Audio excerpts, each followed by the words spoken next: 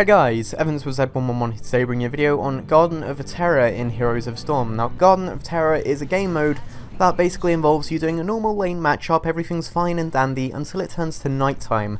Now at nighttime, a load of night terrors spawn in the jungle, and what you want to do is go there and kill them, because when you kill them, what they do is they drop seeds, and when you collect a certain amount of seeds, I believe it's 100, then you can activate your own sort of garden night terror, which is a huge fuck off powerful thing that will devastate enemy bases. So in this game mode you ideally want a hero who can kill neutral creep very fast. You want them with high attack speed, maybe a bit of lifesteal.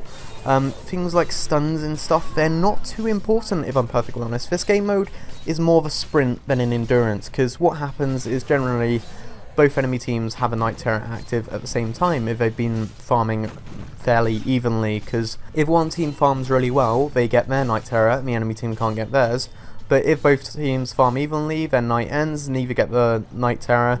If the next night comes, then they both do the same, then they both get the night terror, and generally I found that happens more often than not. So obviously you will have to have some of your team trying to bring down the enemy night terror, and if you don't have one active, that's great, you can dedicate all 5 people to bringing him down.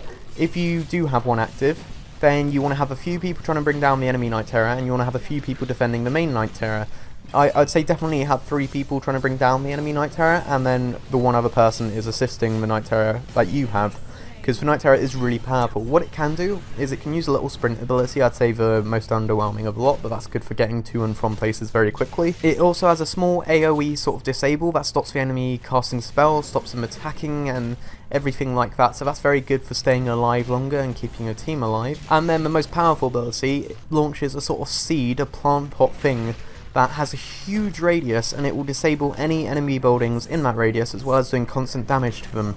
And now if the enemy team isn't there to destroy it, then that will just instantly like destroy the base. If it goes unattended, it will destroy it, but what normally happens is the enemy team is there to destroy it fairly quickly, because just attacking it a few times will bring it down and ultimately make it useless because it won't do anything as soon as it's destroyed. And you as a night terror, you can still do damage to the enemy buildings, but the main powerful skill of being the night terror is that root ability. So I cannot stress this enough, if you are defending against one of these things, destroy that, make it your priority. Even if the enemy night terror is low on health, attack the plant plot root weird seedy thing before. Get rid of that. That is your priority no matter what. And when daytime comes back, just pretend it's Dota 2 or something, because you're really not going to be doing anything. So this was my video on the Garden of Terror game mode in Heroes of Storm. Let me know what you think of the game mode, and let me know if there's any other particular game modes you want to see.